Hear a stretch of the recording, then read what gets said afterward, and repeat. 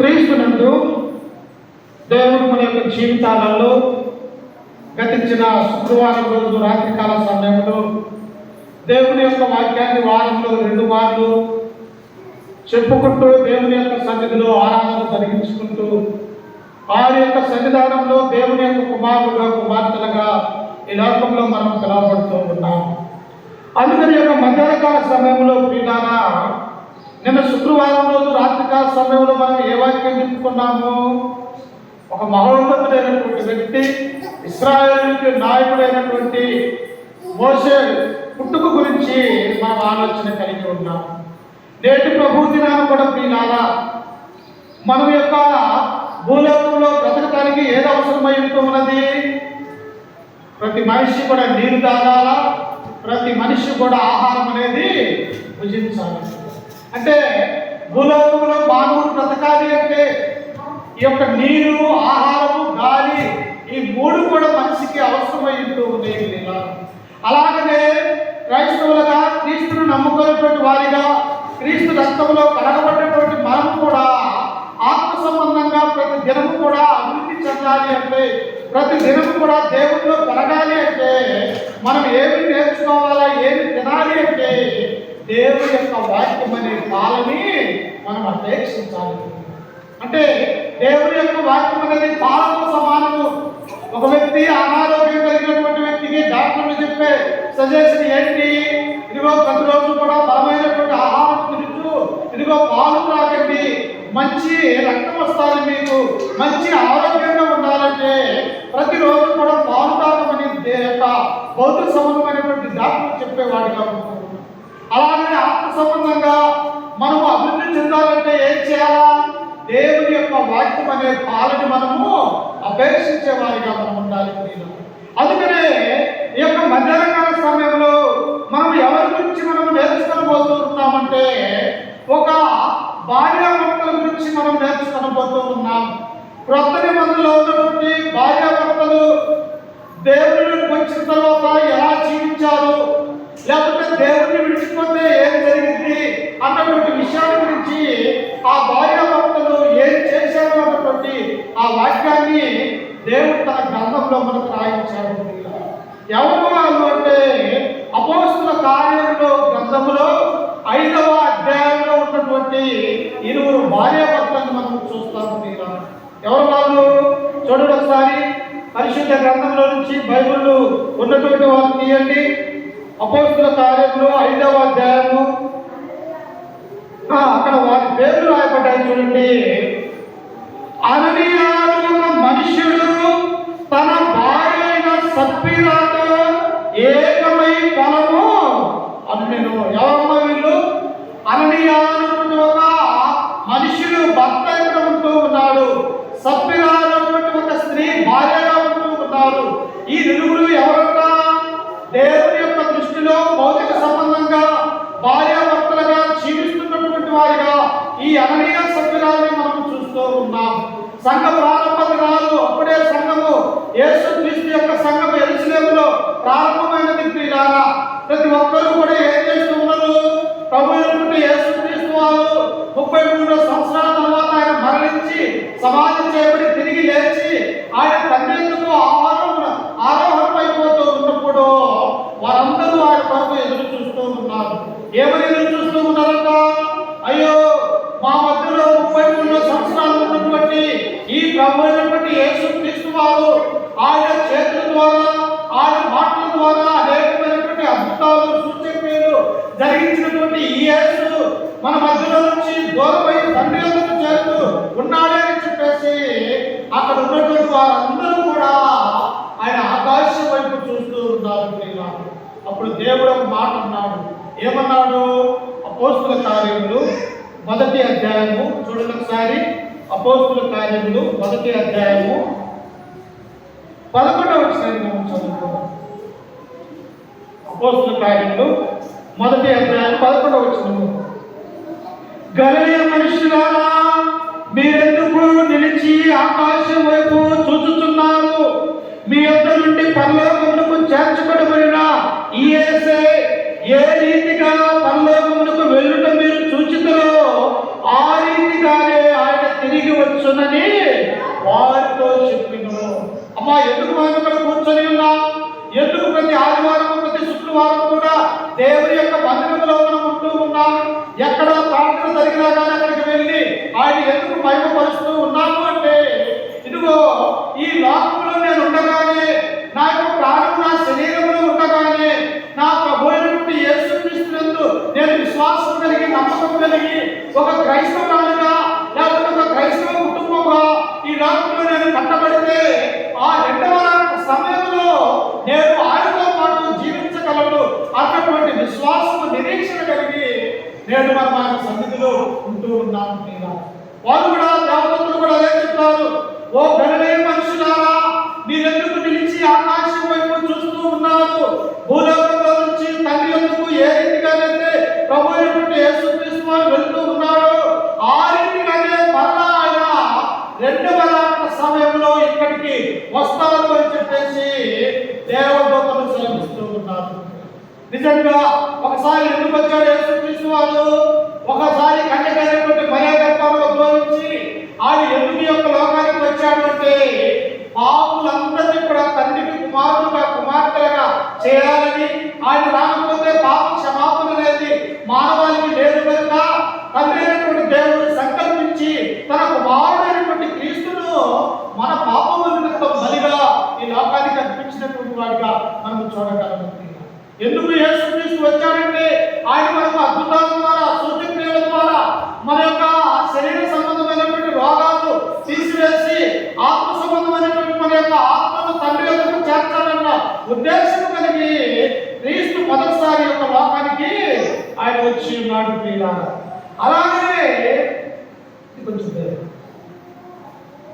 అలాగే మనము గమనిస్తూ ఉన్నప్పుడు ఇక్కడ అంటూ ఉన్నారు, ఇదిగో యేసుక్రీస్తు ఈ లోకంలోని ఎలాగైతే పరలోకానికి వెళ్ళాడో తిరిగి మరలా వస్తాడు అన్నటువంటి విషయాన్ని ఇక్కడ మనం చూస్తూ ఉన్నాం.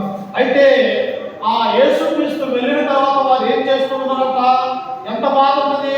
33 సంవత్సరాలు తన మధ్యలో జీవించి ఆయన లేకపోతే ఆయన నడిచినటువంటి నడకలు కానీ, ఆయన చూపించినటువంటి మార్గము కానీ, ఆయన ద్వారా స్వస్థత పొందినటువంటి వారు కానీ ఎంత ఆలోచన కలిగి ఉంటుందో ఒకసారి చూడండి. అందుకే వారు ఏం చేస్తూ ఉన్నారంట? చూడండి 12వ వచనంలో, అప్పుడు వారు ఒలీవల వనబడిన కొండ నుండి యెరూషలేముకు తిరిగి వెళ్ళిరి. ఆ కొండ యెరూషలేమునకు విశ్రాంతి దినమున నడవదగినంత సమీపముగా ఉన్నది. వారు పట్టణములో ప్రవేశించి తాము బస చేయించుండిన మేడగదిలోకి ఎక్కిపోయి వారు ఎంతో హృదయ భావముతో, ఎంతో హృదయ వేదనతో, అయ్యో మా మధ్యలో ఉన్నటువంటి కన్యకైనటువంటి మరియ కుమారుడైనటువంటి యేసుక్రీస్తు వారు, మా రక్షకుడైనటువంటి ప్రభువు మమ్మల్ని విడిచి పరలోకానికి ఆరోహణమైపోయాడు అని చెప్పేసి వారు బాధపడిచి ఎక్కడికి వచ్చారు అంటే, మార్పు తల్లి అయినటువంటి మరియ అయినటువంటి ఆమె యొక్క ఇంటిలోనికి 120 మంది శిష్యులు అక్కడికి వచ్చి ఉన్నారు. మనమైతే ఏమైపోతాం పిల్లారా? చదివిపోయేవారు. యేసుక్రీస్తును చంపారు రోమీయులు, యూదులు అప్పగించారు. మనల్ని కూడా చంపుతలేమో, మనల్ని కూడా ఏదైనా చేస్తలేమో అని చెప్పేసి మనమైతే పారిపోయేవారు. కానీ అక్కడ ఉన్నటువంటి దేవుని నమ్ముతున్నటువంటి ఆయన బిడ్డలైనటువంటి వారు ఏం చేస్తూ ఉన్నారంటే, మేడగదిలోకి వెళ్ళి అక్కడ దేవుడికి ప్రార్థన చేస్తూ ఉన్నారు. చూడండి ఎవరెవరు ప్రార్థన చేస్తూ ఉన్నారంట. చూడండి కింద వచనంలో చూస్తే 14వ వచనంలో, వీరందరూ వీరితో కూడా కొందరు స్త్రీలను యేసు తల్లి అయిన మరియను ఆయన సహోదరులను ఏక భావముగా ఎడతెగక ప్రార్థన చేస్తున్నది. ఏం చేస్తున్నారన్నా? ఎడతెగక ప్రార్థన చేస్తూ ఉన్నారు. ఎందుకంటే తెలుసా? సంఘము ప్రారంభించబడబోతూ ఉన్నది. వారందరూ కూడా ప్రభు నామమున బాప్తిస్మము పొందబోతూ ఉన్నారు. యేసుక్రీస్తు యొక్క రక్తంలో కడగబోతూ ఉన్నారు. వారు క్రీస్తు యొక్క సంఘములో చేర్చబడబోతూ ఉన్నారు కనుక వారు ఆ మేడగదిలోకి ఎక్కి 120 మంది వారు ఏం చేస్తూ ఉన్నారంటే, దేవునికి ప్రార్థన చేస్తూ ఉన్నారు. మనం కూడా ఏం చేయాలా? మనం కూడా ప్రార్థన చేసేవారిగా ఉండాలి. మనం ఏమైనా చేయగలమా? క్రైస్తవులుగా ఏమీ కూడా చేయలేము. ఏం చేయాలా? ఆయన యొక్క నామాన మనం మోకరించి దేవుని యొక్క సన్నిధానంలో మనకు కావాల్సినవి అడుగుతూ, మన యొక్క పిల్లల కొరకు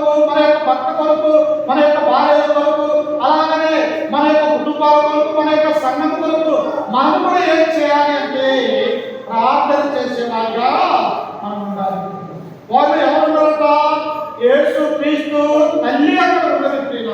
చూసారా, తమ యొక్క కుమారుడు తీసుకొని వచ్చి ఆ తల్లి ఆ యొక్క కుమారుడు కలిసి ఆయన ప్రతి రోజు కూడా దేవుడికి మొదలుపెడుతూ ఉంటారు. నిజంగా ప్రార్థన చేయవలసిన అవసరం ఉన్నదా? లేదు. ఎందుకు?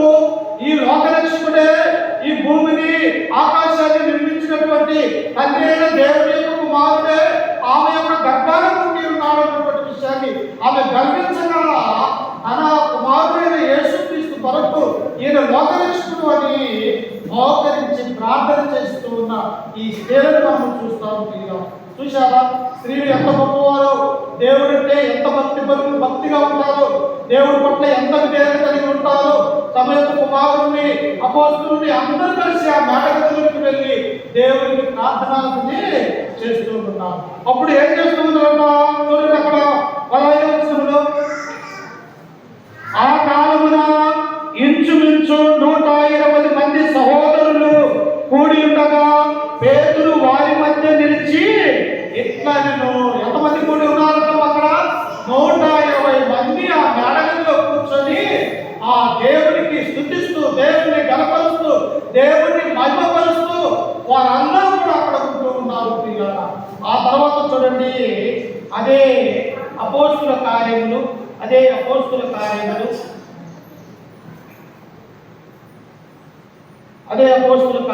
2వ అధ్యాయము మొదటి నుంచి చదువుతున్నాం. 2 మొదటి భక్తులు. పెంతెకొస్తు పండగ దినము వచ్చినప్పుడు అందరూ ఒక చోట కూడి ఉండేది. అప్పుడు వేగముగా వీచు బలమైన గాలి వంటి ఒక ధ్వని ఆకాశం నుండి అకస్మాత్తుగా కలిగి వారు కూర్చుండి ఉన్న ఇల్లంతయు వ్యాపించెను. చూసారా, అక్కడేమో మేడగదిలో కూర్చొని దేవుడికి ప్రార్థన చేస్తూ ఉన్నారు. ఇక్కడ కూడా ఎక్కడ ఉన్నారంట? అదే మేడగదిలో కూర్చొని పెంతెకొస్తు అనేటువంటి ఆ పండగ, యూదుల యొక్క పండగ వచ్చినప్పుడు మనమైతే ఏం చేస్తాము? ఏ కొత్త బట్టలు కట్టుకోవాలా, ఎలా ఉండాలా, ఎలా చేయాలా అని చెప్పేసి మనమైతే లోక సంబంధమైనటువంటి ఈ యొక్క మరి బట్టల మీద, ఆహారం మీద మనం ఉండేవారికి. కానీ పెంతెకొస్తు అనేటువంటి పండగ దినాన వారందరూ ఏం చేస్తూ ఉన్నారంటే దేవుడికి మొరపెడుతూ ఉన్నారు. అప్పుడు దేవుడు ఏం చేశాడో చూడండి, మరియు అగ్ని జ్వాలల వంటి నాలుకలు విభాగింపబడినట్టుగా వారికి కనబడి వారిలో ఒక్కొక్కరి మీద రాగా అందరూ పరిశుద్ధాత్మతో నిండిన వారై ఆ ఆత్మ వారికి వాక్శక్తి అనుగ్రహించిన కొలది అన్య భాషలతో మాట్లాడు సాగిది. ఏం చేస్తున్నారన్నా? ఎప్పుడైతే ఆ మేడగదిలో ఉండి దేవుడికి మొరపెడుతూ ఉన్నారో, దేవుడిని ఆరాధన చేస్తూ ఉన్నారో, దేవుడిని కనపరుస్తూ ఉన్నారో, వెంటనే పరలోకంలో నుండి ఆరాధనకర్తైనటువంటి పరిశుద్ధాత్మ దేవుడు వారి మధ్యలోనికి పంపించాడు. చూసినారా, దేవుడు ఏం చేశాడంట? నా యొక్క బిడ్డలు, నా యొక్క కుమార్తెలు ఇదిగో మేడగదిలో కూర్చొని దేవుడిని ఆరాధిస్తూ ఉన్నారు, దేవుడిని మహిమపరుస్తూ ఉన్నారు అని చెప్పేసి వారిని నడిపించడానికి పరిశుద్ధాత్మ దేవుడిని వారి మధ్యలోనికి పంపించినప్పుడు వారు అనేకమైనటువంటి భాషలతో మాట్లాడినటువంటి వారిగా మనం చూస్తూ ఉన్నాం. భాషలు అనగా వారు మాట్లాడే భాష ఏంటి? హెబ్రీ భాష. కానీ ఇప్పుడు ఏ భాష మాట్లాడుతూ ఉన్నారు? గ్రీక్ భాష మాట్లాడుతూ ఉన్నారు, బబులోను భాష మాట్లాడుతూ ఉన్నారు, ఐగుప్తు భాష మాట్లాడుతూ ఉన్నారు, పార్థేయుల యొక్క భాష మాట్లాడుతూ ఉన్నారు. 14 దేశాల వారు అక్కడ ఉంటే వారి భాషలతో దేవుని యొక్క వాక్యాన్ని ప్రకటించబడుతూ ఉన్నట్టుగా మనం చూస్తూ ఉన్నాం. అందుకే పిల్లారా, నీకు చదువు లేకపోతే దేవుడు నీకు చదువునిస్తాడు. మనకు జ్ఞానం లేకపోతే దేవుడి దగ్గర వస్తే జ్ఞానం ఇస్తాడు. మనకు తెలివి లేకపోతే దేవుడి యొక్క సంధానానికి వస్తే తెలివిని దేవుడు అనుగ్రహిస్తాడు. మనకు ఆస్తి సంపద లేకపోతే దేవుడి యొక్క వస్తే ఆయన సమస్తము మనకి ఇచ్చేవాడిగా ఉంటున్నట్టుగా మనం చూస్తూ ఉన్నాం. అందుకని వీళ్ళు ఎక్కడికి వచ్చారు అంటే దేవుడి యొక్క ఆ ఇంటిలోనికి వచ్చినప్పుడు పరిశుద్ధాత్మ దేవుడు వారి మధ్యలోనికి వచ్చి వారు భాషను మాట్లాడేటువంటి శక్తిని పొందుకున్నారు. నిజంగా అపోస్తలులు అలాంటి వారు చేపలు పట్టే తాళాలు వాళ్ళే పెద్దగా చదువుకున్నటువంటి వారు కాదు. కానీ ఎప్పుడైతే దేవుడి యొక్క పిలుపుకు లోబడి దేవుడి యొక్క నడిచారో, దేవుడి యొక్క మార్గమును అనుసరించారో, ఎప్పుడైతే దేవుడే వారిలో ఉన్నాడో వారికి చదువుతో పని లేదు, జ్ఞానంతో పని లేదు. పరిశుద్ధాత్మ దేవుడే వారిని నడిపిస్తున్నట్టు కలిగినట్టుగా మనం చూస్తూ ఉన్నాం. అప్పుడు అందరికీ ఏం జరిగిందంటే ఒక భయం కలిగినది. ఏంటి భయము? చదువు లేనటువంటి వీళ్ళు చదువుకున్న వాక్యం చదువుతూ ఉన్నారు. వీళ్ళు చేపలు పట్టిన వాళ్ళు వీళ్ళు ఉన్నతమైనటువంటి శిఖరాలకు వెళ్ళి ఈ పరలోక సంబంధమైనటువంటి దేవుని యొక్క మాటని మనకు బోధిస్తూ ఉన్నారు. ఎలా సాధ్యం ఇది అని చెప్పేసి అక్కడ ఉన్నటువంటి వారందరూ కూడా ఆశ్చర్యపడుతూ ఉన్నారు. నిజంగా మన యొక్క దేవుడు ఎలాంటి వాడో తెలుసా? ఆశ్చర్యపరుడు, ఆలోచనకర్త, బలమైనటువంటి దేవుడు, నిత్యులకు తండ్రి, సమాధానకర్త అని ఆయన పేరు. ఎప్పుడైతే మనం ఆయన నమ్మకం ఉంచుతామో, ఎప్పుడైతే ఆయన మనం విశ్వాసం ఉంచుతామో, చెప్పలేని కార్యములు మన యొక్క జీవితంలో చేయడానికి దేవుడు సిద్ధపాటు కలిగి ఉన్నాడని మనం గుర్తుంచుకోవాలి. ఎందుకు? చదువులేనటువంటి వారు వీళ్ళు, ఆస్తి ఐశ్వర్యం లేనటువంటి వారిగా ఉన్నారు. కానీ ఎప్పుడైతే పరిశుద్ధాత్మ దేవుడు వారిలోకి వచ్చాడో వారు భాషలు మాట్లాడే శక్తిని దేవుడు వారికి అనుగ్రహించినటువంటి వాడిగా మనం చూస్తూ ఉన్నాం. ఈనాడు కూడా చూడండి, మనం చూస్తూ ఉన్నప్పుడు మనకంటే మన కాలంలో ఉన్నటువంటి వారు, మనకంటే హీనంగా మరి ఉంటున్నటువంటి వారు, మనకంటే తెలియలేనటువంటి వారు అనేక మంది దేవుని యొక్క బైబిల్ను పట్టుకొని అనేక మందికి కొన్ని వేల మందికి సువార్తను ప్రకటించినటువంటి వారిగా మనం చూస్తూ ఉన్నాం. ఎందువల్ల? వారందరూ కూడా దేవుని యొక్క సేవలోకి రావడం వల్ల, దేవుని యొక్క మాటకు లోబడటం వల్ల, దేవుని యొక్క నిజమైనటువంటి భక్తి కనపరచడం వల్ల దేవుడు వారిని ఆశీర్వదిస్తూ ఉన్నాడు. అందుకని ఈ సమయంలో చూడండి, కొరింథీయులకు రాసినటువంటి మొదటి పత్రిక 1వ అధ్యాయము 23వ వచనాన్ని మనం చదువుకుందాం. ఒకసారి చూడండి. కొరింథీయులకు రాసినటువంటి మొదటి పత్రిక 1వ అధ్యాయము 23వ వచనాన్ని మనం చదువుకుందాం.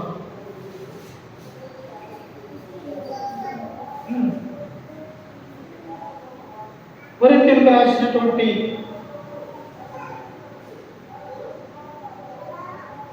27-26 సహోదరులారా, మిమ్మల్ని పిలిచిన పిలుపును చూడుడి.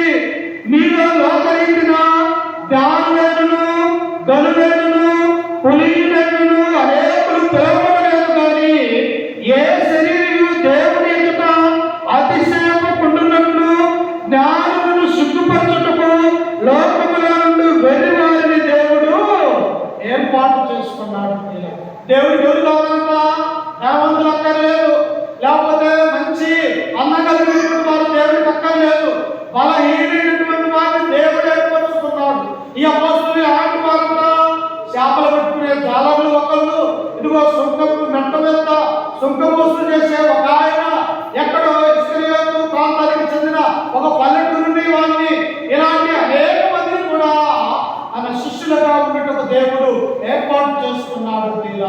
అప్పుడు ఏం జరుగుతూ ఉన్నదంటే 14 దేశాల వారు అక్కడ ఉంటూ ఉన్నారు. అప్పుడు ప్రతి ఒక్కరికి కూడా భయం జరిగినది.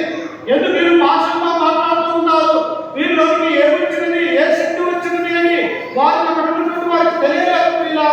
అప్పుడు వారందరూ కూడా భయపడుచు, ఇదిగో మాట్లాడుతున్నటువంటి వీళ్ళు గలిలీయులు కాదా, మన మధ్యలో చేపలు పట్టినటువంటి వారు కాదా, సముద్రంలోకి వెళ్ళి వారి యొక్క పడవలలో చేపలు పట్టుకొని ఆ చేపలను ఇక్కడ తీసుకుని వచ్చి అమ్మినటువంటి వారు వీరేనా అని చెప్పేసి ఆ చుట్టుపక్కల ఉన్నటువంటి వారందరూ కూడా ఆశ్చర్యపోతూ ఉన్నారు. అందుకనే దేవుని యొక్క కార్యాలు ఎక్కడుంటాయో తెలుసా? ఆశ్చర్యంగా చేస్తాడు నీ నా జీవితంలో. అయితే మనమేమి చేయాలా? మనకు ఆశ్చర్య కార్యాలు జరిగించాలన్నా, మనకు అద్భుతాలు దేవుడు చేయాలన్నా, ఆయన సూచనలు మన కుటుంబం చేయాలన్నా, మనం ఏం చేయాలంటే దీన మనస్సు కలిగి ఆయన సన్నిధిలో మనము నిలవబడే వారిగా మనం ఉండాలి. అప్పుడు ఇంకా చూడండి, అపోస్తలుల కార్యంలో మనము చదువుకుంటూ ఉన్నప్పుడు ఒకసారి చూడండి, అపోస్తలుల కార్యములు 2వ అధ్యాయము 43వ వచనాన్ని చదువుకుందాం. 43. అప్పుడు ప్రతివానికి భయం కలిగాను. చూడండి, ఎప్పుడైతే వీళ్ళు భాషలతో మాట్లాడుతున్నారో, ఎప్పుడైతే వీళ్ళు యేసుక్రీస్తు యొక్క నామంలో బాప్తిసం పొంది 3000 మంది సంఘంలో చేర్చబడ్డారో, వీళ్ళ ద్వారా సూచనలు జరుగుతూ ఉన్నాయో, అక్కడ ఉన్నటువంటి వారందరికీ ఏం కలిగిందంట చూడండి. అప్పుడు ప్రతివానికి భయం కలిగాను, మరియు అనేక మహత్కార్యములను సూచక క్రియలను అపోస్తలుల ద్వారా జరిగేను. విశ్వసించిన వారందరూ ఏకముగా కూడి తమకు కలిగినదంతయు సమష్టిగా ఉంచుకొని ఆ యెరూషలేములో ఉన్నటువంటి సంఘములో ఉన్నటువంటి వారు ఒక రాష్ట్ర పనులు ఉండొచ్చు, ఒకరు ఆస్తి లేనటువంటి వారు ఉండొచ్చు, ఒకరు పేదవారు ఉండొచ్చు, ఒకరికి ఆహారం లేనటువంటి వారు ఉండొచ్చు. అయితే ఎప్పుడైతే యేసుక్రీస్తునందు ఉన్నారో, ఎప్పుడైతే క్రీస్తు యొక్క రక్తంలో కడగబడి సంఘంలో చేర్చబడి ఉన్నారో, అప్పుడు వారందరూ కూడా ఏం చేస్తున్నట్టే ఏకముగా కూడుకున్నారు. అంటే ఒకే మాట మీద ఉన్నారు, ఒకే పాటలో నడుస్తూ ఉన్నారు, ఒకే మార్గంలో ఉన్నారు. ఆ మార్గమే ప్రభు అయినటువంటి యేసుక్రీస్తు యొక్క మార్గము. ఒకే సంఘంలో ఉన్నారు. ఆ సంఘమే క్రీస్తు యొక్క శరీరమైనటువంటి క్రీస్తు యొక్క సంఘముగా పిలువబడుతూ ఉన్నారు. అప్పుడు వారందరికీ కూడా భయం కలిగి తమ దగ్గర ఉన్నటువంటి ఆస్తులన్నీ కూడా అమ్మి ఒకరికి ఎంత కావాలో, నీకెంత కావాలో, నీ కుటుంబానికి ఏం అవసరం ఉన్నది, నీ యొక్క కుటుంబంలో ఏదైనా లోపాలు ఉన్నాయా, నీ కుటుంబంలో శ్రమలు ఉన్నాయా అని ఆ 3000 మందిలో మొత్తం కలిపి సమిష్టిగా ఉంచుకున్నారు. చూసారా ఎప్పుడు వస్తుంది యొక్క ప్రేమ, ఎప్పుడు వస్తుంది యొక్క ఆప్యాయత. 14 దేశాలుగా ఉన్నటువంటి వారు, కానీ వారి ఒకరి భాష వాళ్ళకి తెలియదు. కానీ ఎప్పుడైతే క్రీస్తులోనికి వచ్చారో, ఎప్పుడైతే దేవుని యొక్క సన్నిధానంలో ఉన్నారో, మేమందరం కూడా యేసు క్రీస్తునందు సహోదరులము, సహోదరుని మందమని చెప్పేసి ఏకముగా ఉంటూ ఉన్నారు. ఈ నా జీవితంలో కూడా దేవుని అనుకున్నటువంటి మనము కూడా, మన మాట, మన యొక్క ఆలోచన, మన యొక్క హృదయం కూడా బయట ఎలా ఉన్నప్పటికీ కూడా క్రీస్తు సంఘంలోకి వచ్చినప్పుడు మనం ఎలా ఉండాలా? అపోస్తలుల యొక్క బోధ వలన, వారి వలన విశ్వాసం కలిగి, నమ్మకం కలిగి, ఏక హృదయాన్ని కలిగి ఉండాలని దేవుని యొక్క గ్రంథం మనకు సెలవిస్తూ ఉన్నది. అప్పుడు చూడండి, కింద వచనంలో చదువుకుంటే, ఇదియో కాక వారు తమ చరాస్తులను అమ్మి అందరికీ వారి వారి అక్కరములని పంచిపెట్టిరి. మరియు వారు ఏక మనస్కులై ప్రతి దినము దేవాలయంలో తప్పక కూడుకొనుచు. ఎప్పుడన్నా మనం వారానికి ఒకసారి రావాలంటే ఎంతో బాధ మనకి కదా, ఎన్నో పనులు చేసుకోవాలా, పిల్లలు ఏడుస్తూ ఉంటారు, అలాగే అనేక ఆటంకాలు మనకు ఎదురవుతూ ఉంటాయి. దేవుడి యొక్క మందిరానికి వచ్చేసరికి 10 గంటల 30 నిమిషాల కంటే 11 గంటలకు కూడా రాలేనటువంటి స్థితిలో నేడు మనం ఉంటూ ఉన్నాం. కానీ 3000 మంది దేవుని నమ్ముకున్నటువంటి బిడ్డలు ఎలా ఉందో తెలుసా? ప్రతి దినము దేవాలయంలో వారు కూడుకుంటూ ఉన్నారు. వేరే పనులు ఎలా ఉన్నవి ఆ పని చేసుకుంటూ వారి యొక్క జీవితాన్ని పోషించుకుంటూ, నా దేవుని సన్నిధిలో నేను ఉండాలా, నా దేవుడికి నేను కనిపించాలా, నా దేవుడిని నేను ఆత్మ సంబంధంగా ఆరాధించాలా, వ్యక్తిగతంగా నా దేవుడి యొక్క సన్నిధానానికి నేను వెళ్ళాలని 3000 మంది ప్రతి దినము కూడా దేవుని యొక్క సన్నిధానంలో కూర్చొని దేవుని నామాన్ని ఆరాధిస్తూ గణపరుస్తూ ఉన్నారు. ఈ విశ్వాసం మనకు ఉండాలి. ఇటు కార్యాలు జరుగుతున్నాయి సంఘంలో, ఇటు మహత్కార్యాలు, సూచక్రియలు, అద్భుతాలు దేవుడు వారి ద్వారా చేస్తూ ఉన్నారు. ఇంకా ఎవరున్నారట? అనేక మంది తమ యొక్క ఆస్తులను అమ్మి అపోస్తలుల పాదముల మీద పెడుతూ ఉన్నారు. ఎందుకు అమ్ముతూ ఉన్నారు వారి యొక్క ఆస్తులు? ఇదిగో ప్రభు యొక్క సంఘం కాపాడాలా, ప్రభు సంఘంలో ఉన్నటువంటి సభ్యులు ఏ అవసరత లేకుండా వారి ఆకలిని తీర్చాలా, ఒకరికొకరు సహకారం అందించుకోవాలా, మనం ఒకరికొకరు భోజనాలు సిద్ధం చేసుకోవాలా, మనం అందరం కూడా తినుచు దేవుని యొక్క మందిరానికి వెళ్ళి ఆ దేవుని స్థుతిస్తే ఎంతకంటే గొప్ప భాగ్యం దేవుడు మనకి ఇస్తాడు అని వారందరూ ఏక హృదయమై దేవుని యొక్క మందిరంలో ఉన్నారు. ఇప్పుడు సంఘం ఏం చేస్తూ ఉందంటే దినదినము కూడా అభివృద్ధి చెందుతూ ఉంది. మనం పుట్టినటువంటి పిల్లవాడు ఉన్నాడు, ఆ పిల్లవాడు ఎలా ఉండాలని కోరుకుంటాము. ప్రతిరోజు చూస్తూ ఉన్నప్పుడు నెలకు ఎదుగుతూ ఉంటే ఆ తల్లిదండ్రుల యొక్క సంతోషం ఉంటూ ఉన్నది. అదే ఎదగకుండా పుట్టినవాడు పుట్టినట్లే ఉంటే ఆ తల్లిదండ్రులు ఎంత బాధపడతారు. అలాగే క్రైస్తవులుగా ఉన్నటువంటి మనము, క్రీస్తుని ధరించుకున్నటువంటి మనము ప్రతి దినము కూడా క్రీస్తులో ఎదగాలని, క్రీస్తులో అభివృద్ధి చెందాలని తండ్రిగా దేవుని సంకల్పముగా ఉంటూ ఉన్నారు. 12 మంది అపోస్తలులుగా వారు పిలువబడ్డారు. ఆ తర్వాత 120 మంది అయ్యారు. ఆ తర్వాత 3000 మంది సంఘంలో చేర్చబడ్డారు. ఆ తర్వాత 4000 మంది బాప్తిస్మం పొందారు. ఆ తర్వాత 5000 మంది క్రీస్తు యొక్క సంఘంలోకి చేర్చబడ్డారు. ఈ విధంగా అభివృద్ధి చెందుకుంటూ విస్తరించు చుట్టుపక్కల గ్రామాలకు, పట్టణాలకు కూడా క్రైస్తవులుగా ఉన్నటువంటి వారందరూ కూడా వారి యొక్క సేవా పరిచర్యలు చూస్తూ ఉన్నప్పుడు అందరికీ ఒక భయం కలిగింది. ఏంటి, క్రీస్తుని చంపితే అందరితో ఆగలేదా? ఆ యొక్క సేవకులు ఈ విధంగా క్రీస్తుని ప్రకటిస్తూ ఉన్నారా అని చెప్పేసి అక్కడ ప్రధాన యాజకులు, సద్దుకైలు, ధర్మశాస్త్ర ఉపదేశకులు, రోమ అధికారులు అందరూ కూడా ఆశ్చర్యపోతున్నట్టుగా మనం చూస్తూ అందుకనే దేవుడు చేసే కార్యాలు ఎలాంటివమ్మా? అవి కంటికి కనపడు, మానవుని యొక్క హృదయానికి అర్థం కావు. దేవుడు ఎలా ఆశీర్వదిస్తాడో, నిన్ను ఎలా దీవిస్తాడో, ఎలా నిన్ను పెద్దవాడిగా చేస్తాడో, ఎలా నిన్ను గొప్పవాడిగా దేవుడు చేస్తాడో నీ ఊహలకు అందనటువంటి వాడు దేవుడు అన్నటువంటి సత్యాన్ని మనం గ్రహించాలి. అందుకనే ఇంటి అపోస్తుల కార్యక్రమములు సంఘము దినదినం కూడా అభివృద్ధి చెందుతూ ఉన్నప్పుడు ఇక్కడ భార్యాభర్తలు ఇద్దరు ఉన్నారు. ఎవరు వాళ్ళు? అననీయ, ఈయన చేశారు. చూడండి, చూద్దాం. అందరూ వచ్చిన చదువుకుందాం. చూడండి ఒకసారి 5వ వచనము మొదటి నుంచి చదువుకుందాం. అననీయ అనే మనుష్యుడు తన భార్య అయిన సప్ఫీరాతో ఏకమై పొలమమ్మను. అపోస్తలులు అమ్ముతున్నారు కదా, ఒకరికొకరు తీసుకుంటున్నారు కదా, ఒకరికొకరు ఆహారం తీసుకుంటున్నారు కదా. అక్కడ ఏది తక్కువ లేకుండా అందరికీ కూడా తమ స్థిరాస్తులన్నీ ఎవరికి ఏ అవసరమో పంచిపెట్టే వారిగా ఉంటూ ఉంటారు.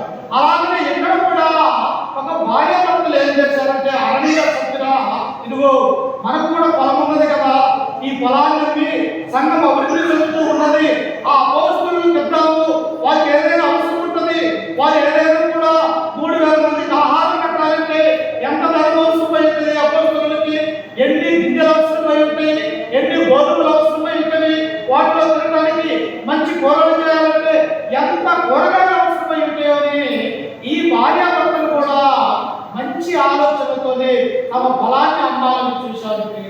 అప్పుడు చూడండి కింద వచ్చినలో, భార్య ఎరుకయే వారు దాని పొలలో కొంత దాచుకొని కొంత తెచ్చి అపోస్తలుల పాదముల యొక్క పెట్టెను అన్నారు. ఇద్దరు భార్యాభర్తలు కలిసి అమ్మిన తర్వాత పొలానికి వచ్చినటువంటి డబ్బులు ఏం చేశాడు?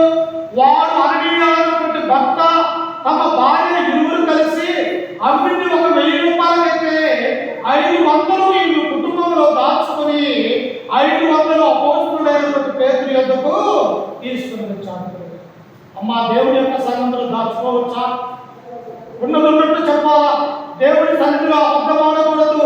ఇక్కడ అననీయ సభ్యులనే భార్యాభర్తలు ఏం చేస్తున్నారు? వారి పొలమే అది, వేరే వారి పొలము కాదు. వారు ఇస్తే దేవుడికి ఇవ్వవచ్చు, లేకపోతే అవసరం లేదనుకుంటే ఆ పొలాన్ని ఆ డబ్బుని అలాగే ఉంచుకోవచ్చు.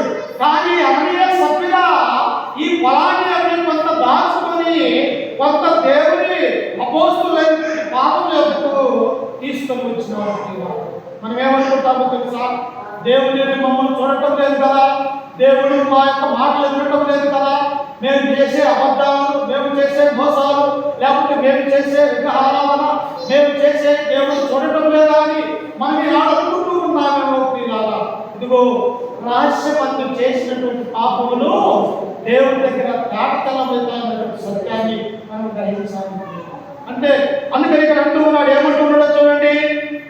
అప్పుడు పేతురు, అననీయ, నీ భూమి వెలలో కొంత దాచుకొని పరిశుద్ధాత్మను మోసపుచ్చుటకు సాతాను ఎందుకు నీ హృదయమును ప్రేరేపించెను? దేవుడు తెలుసుకున్నాడు. దేవుడు ఎవరి జ్ఞానం లేవాడా?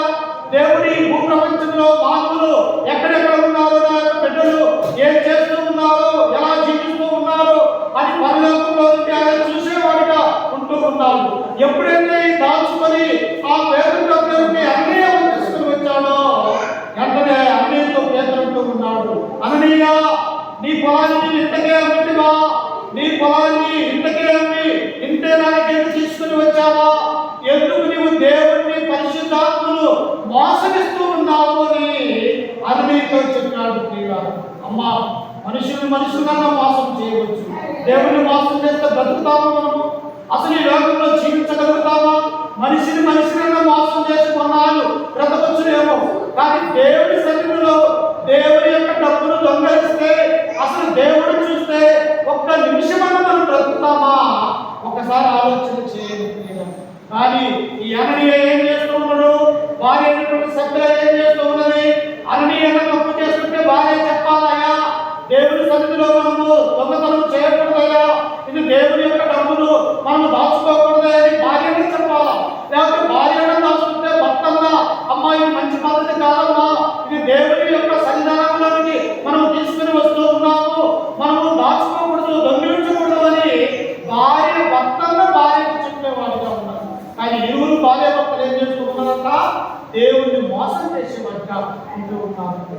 చూడండి, దేవుడిని నమ్ముకున్నటువంటి వారే, దేవుడు అంటే బయలుదేరినటువంటి వారే, దేవుడి యొక్క సన్నిధిలో 3000 మందిలో వీళ్ళు కూడా సంఘంలో చేర్చబడినటువంటి వారే. కానీ వారి హృదయ ఆలోచన ఎలా ఉందంటే, కొంత సొమ్ము దాచుకుంటే దొంగిలిస్తే ఏమైంది అని చెప్పేసి వాళ్ళు అనుకుంటూ ఉన్నారు. అందుకని ఈ సమయంలో ఒకసారి చూడండి, మలాకీ గ్రంథము, మత్తయి సువార్త వెనక ఉంటుంది చూడండి ఒకసారి. మలాకీ గ్రంథము 3వ అధ్యాయము 8వ వచనం చదువుకుందాం. 3:8. మలాకీ 3వ అధ్యాయం 8వ వచనం. మానవుడు దేవుని యొక్క దొంగిలిన, చూడండి, ఓ ఇశ్రాయేలు ప్రజలారా, క్రీస్తును నమ్ముకున్నటువంటి వారారా, దేవుని యొక్క ధర్మశాస్త్రముకు లోబడినటువంటి వారారా అని యొక్క మలాకీ ప్రవక్త చెబుతూ ఉన్నాడు. ఏమంటూ ఉన్నాడంట? మానవుడు దేవుని యొక్క దొంగిలిన, అయితే వారు నా యొక్క దొంగిలింటిరి. చూసారా, అనే సత్యగా కూడా పాత నిబంధన కాలంలో కూడా ఇశ్రాయేలు అలాగనే దేవుని యొక్క సొమ్మును దొంగతనం చేసినటువంటి వారిగా ఉంటూ ఉన్నారు. ఈ క్రొత్త నిబంధన వచ్చేసరికి కూడా ఈ అన్నయ్య సత్యగా కూడా ఏం చేస్తూ ఉన్నారంటే, దేవుని యొక్క సొమ్మును దొంగిలింటూ ఉన్నారు. ఈనాడు క్రైస్తవులు, క్రీస్తుని నమ్ముకున్నటువంటి సువార్తికులు, లేకపోతే పాస్టర్లు అనుకున్నటువంటి వారు, దేవుని యొక్క సన్నిధానంలో అన్యాయంగా నడుచుకునేవారు ఈ భూలోకంలో అనేక మంది కూడా ఉంటున్నట్టుగా మనం చూస్తూ ఉన్నాం. ఇక్కడ అననీయ కూడా అలాగే చేశాడు. తన భార్య ఏర్పడే అమ్మినటువంటి దాంట్లో నుంచి కొంత దాచుకొని కొంత దేవుని ఎందుకు తీసుకుని వచ్చినప్పుడు పేదలంటూ ఉన్నాడు, అననీయ, నీ పొలాన్ని ఇంతకే అమ్మినవా? ఎందుకు నీ యొక్క ఆ యొక్క హృదయాన్ని సాతాను ద్వారా ఎందుకు దేవుడిని మోసపుచ్చినావు అని ఆయన అంటూ ఉన్నాడు. ప్రియుడా, మనము కూడా మన యొక్క జీవితంలో ప్రియుడా యథార్థంగా బ్రతకాలా, దేవుడి పట్ల ధైర్యంగా బ్రతకాలా, మనము దేవుని సన్నిధిలో దొంగతనం చేసేవారిగా మనం ఎంతకూడదు ప్రియుడా. అందుకని ఇక్కడ ఏమంటూ ఉన్నాడో చూడండి, దేవుని విషయంలో మేము నీ యొక్క దొంగిలింటి మరి మీరందరూ మరలా ఏమనుకున్న దేవుణ్ణి మేము ఏ విషయంలో దొంగతనం చేశామయ్యా? ఏమన్నా నీ సొమ్మును మాకు ఏమైనా ఇచ్చావా? లేకపోతే నీ దగ్గర నుంచి మేము దొంగతనం చేశావా?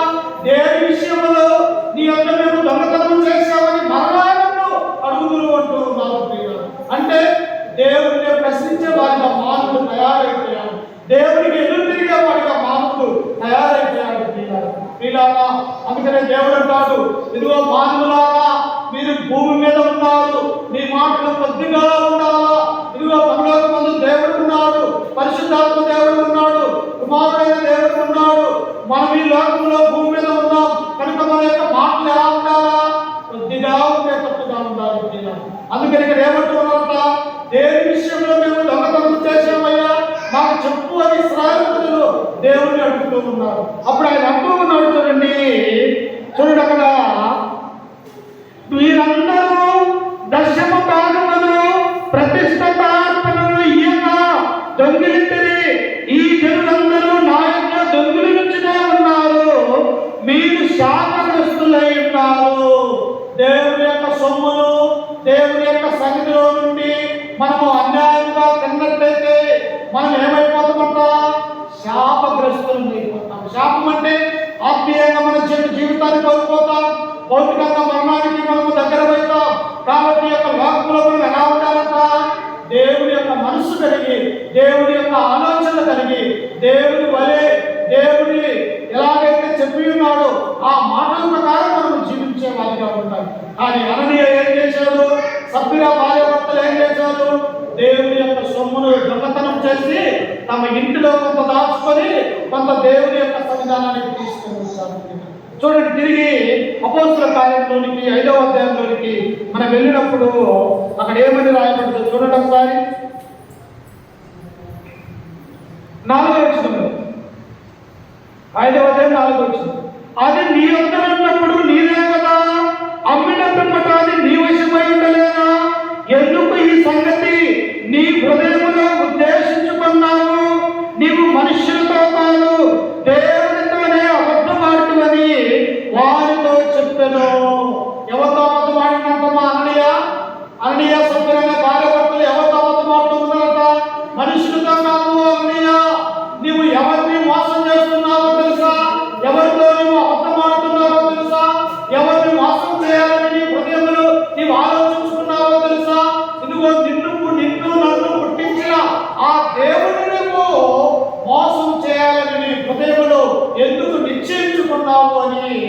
ఆ యొక్క పేతురు అననీయ గడుపుతూ ఉన్నాడు. మనము కూడా దేవుని యొక్క ఆజ్ఞను అతిక్రమిస్తూ పాపము చేస్తే ఆయన ప్రతి ఆదివారం దేవుని యొక్క మందిరానికి రమ్మన్నాడు. మనం ఒకవేళ రాకపోతే ఏమవుతుంది? ఆజ్ఞ అధికారమే పాపమై పాపం పరిపక్వమై మరణానికి కలుగుతుంది. ఎందుకంటే దేవుని యొక్క ఆజ్ఞను మనం ఏం చేయకూడదు, ఆయన విడిచిపెట్టకూడదు. ఆజ్ఞకు లోబడాలా, ఆజ్ఞకు విధేయత కలిగి ఉండాలా, ఆయన చెప్పిన మాట ప్రకారం మనం చేసేవారిగా ఉండాలా. అయితే ఇక్కడ అననీయ సత్యరా అందరూ కూడా తమ పొలాలని ఆస్తిని నమ్మి ఏకంగా తమ యొక్క ఉంచుకుంటే ఈ అననీయ సత్యరా వచ్చేసి దొంగతనం వచ్చేసి కొంత దేవుని యొక్క పాదాల దగ్గరికి తీసుకొని వచ్చేవాడిగా ఉంటూ ఉన్నాడు. అందుకని మనము దేవుడిని మోసం చేసేవాడిగా మనం ఉండకూడదు. అందుకని ఇక్కడ ఏమంటున్నాడో చూడండి, దేవుడితోనే అబద్ధం ఆడుతున్నది వాడితో చెప్పను, అననీయ ఈ మాటలు వినుచూనే పడి ప్రాణము విడవగా. ఏమైపోయాడు సమా? ఎప్పుడైతే దేవుడిని మోసం చేశాడు, ఎప్పుడైతే దేవుడి మీద అబద్ధ సాక్ష్యం పలికాడు, ఎప్పుడైతే దేవుడి యొక్క సన్నిధిలో అనాలోచితమైనటువంటి నిర్ణయాలు తీసుకొని ఉన్నాడు, ఎప్పుడైతే పేతురు అననీయ నీవింతకని పొలాన్ని అమ్మామని అడిగాడో, ఆ మాట్లాడుతుంటే అననీయ ఏమైపోయాడంట?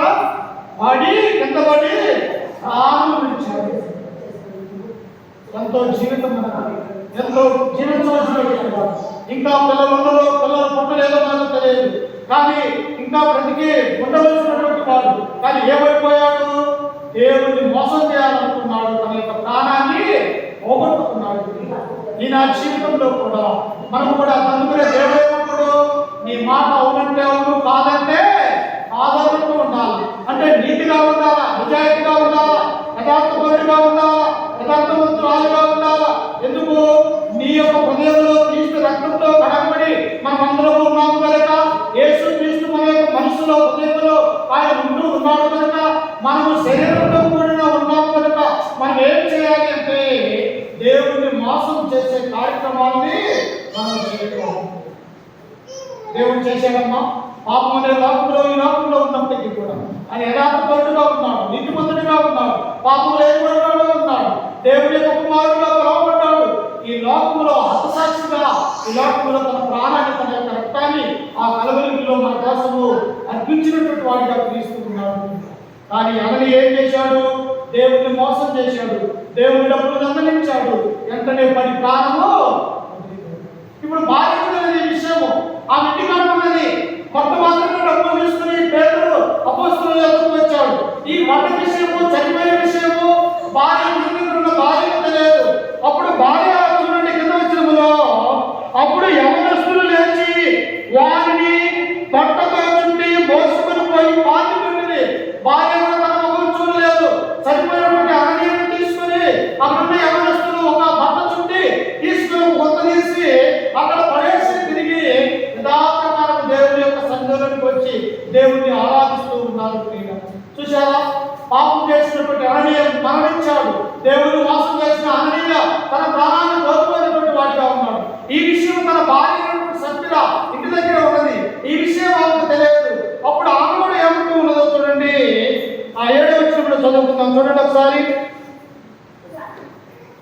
ఇంచుమించు 3 గంటల సేపటికి వారి భార్య జరిగినది ఎరగక లోపలికి వచ్చెను. అప్పుడు పేతురు, మీరు ఆ భూమిని ఇంతకే అమ్మిందిరా అని నాతో చెప్పమని ఆమెను అడిగాను. భర్తన దుర్మార్గుడైతే భార్య సరైనటువంటి మార్గంలో ఉన్నదా అని చెప్పేసి పేతురు ఏమన్నాడు? అమ్మా సభ్యులా, నా యొక్క స్నేహితురా, నా యొక్క చెల్లెలా, ఇదిగో మీరు ఇంతకే మీ భూమిని అమ్మిందిరా అని చెప్పేసి పేతురు ఆమెను అడిగినప్పుడు ఆమె కూడా ఏమన్నదో తెలుసా? అయ్యా మేము ఇంతకే. చూసారా? మోసం చేయడానికి భార్య భర్తలు ఇరువురు కలుసుకున్నారు. దేవుని యొక్క సన్నిధిలోనే దేవుడితోనే అబద్ధం ఆడాలని ఇరువురు భార్య భర్తలు ఆలోచన చేశారు. భర్త మరణించిన విషయం తెలియదు. ఆయన దేవుడి సన్నిధిలో ఉన్నాడని ఏమనుకొని 3 గంటల సేపు తర్వాత అక్కడికి వచ్చినది. అప్పుడు పేతురు ఏమని అడుగుతూ ఉన్నారు? మీ భూమిని ఎంతకే అమ్మిందిరా అని ఆమెను అడిగినప్పుడు ఆమె ఏమనాలి అమ్మా? ఆమె ఏమనాలా? అయ్యా మేము కొంత దాచుకొని ఉన్నాము, మా తప్పు అయిపోయిందయా, క్షమించయ్యా, ఇదిగో మా ఇంటి దగ్గర కొంత సొమ్ము ఉన్నది, ఇదిగో నీ దగ్గర కొద్దిగా తీసుకొని వచ్చామని భార్య న్యాయంగా చెప్పాలి, యథార్థవంతురాలు. కానీ ఆమె ఏమంటూ ఉన్నది? మేము ఇంతకే ఈ భూమిని అమ్మినాము అంటారు. అప్పుడు చూడండి కింద వచనములో, అందుకనే అవును ఇంతకే అని చెప్పాను. అందుకు పేతురు, ప్రభు యొక్క ఆత్మను శోధించుటకు మీరెందుకు ఏకీభవించింది? ఇదిగో నీ పెరిమిటిని పాతి పెట్టిన వారి పాదములు వాకిటనే ఉన్నవి, వారు నిన్నును మోసుకొని పోవునని ఆమెతో చెప్పెను. వెంటనే ఆమె అతని పాదముల యొక్క పడి ప్రాణము విడిచెను.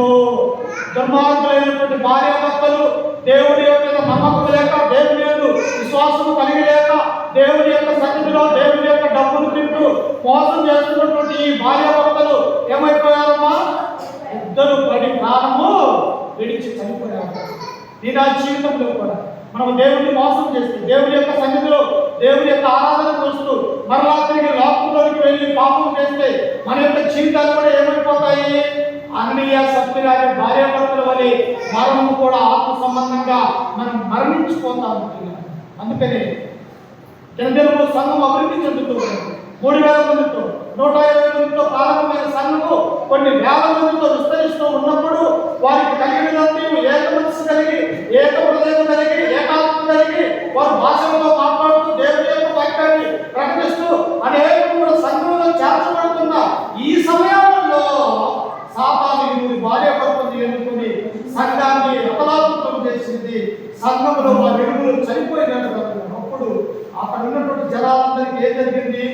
ఇప్పుడేమో మధ్యలో ఉన్నటువంటి ఈ భార్యాభర్తలు అన్నయ్య సైతం ఏమైపోయారు అని చుట్టుపక్కల ఉన్నటువంటి వాళ్ళని తెలిసినప్పుడు, అయ్యా మన దేవుని సొమ్ములు దొంగతనం చేశారు, దేవుని యొక్క సన్నిధానం వచ్చి అబద్ధం ఆడారు, అబద్ధం ఆడి దేవుడిని మోసగించినందుకు ఇరువురు భార్యాభర్తలు ఇప్పుడే చనిపోయారు, ఇదిగో బాధ్యత పట్టబడ్డారు అని చెప్పేసి అప్పటి నుంచి సంఘంలో ఉన్నటువంటి వాళ్ళందరికీ కూడా ఏం కలిగిందంట?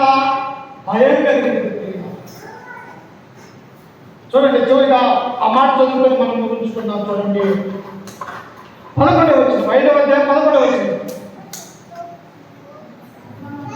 సంఘమంతటికి ఈ సంగతులు వినిన వారందరికీ మిగుల భయము కలిగెను. ప్రజల మధ్య అనేకమైన సూచక క్రియలను మహత్కార్యములు అపోస్తలుల చేత చేయబడుచుండెను.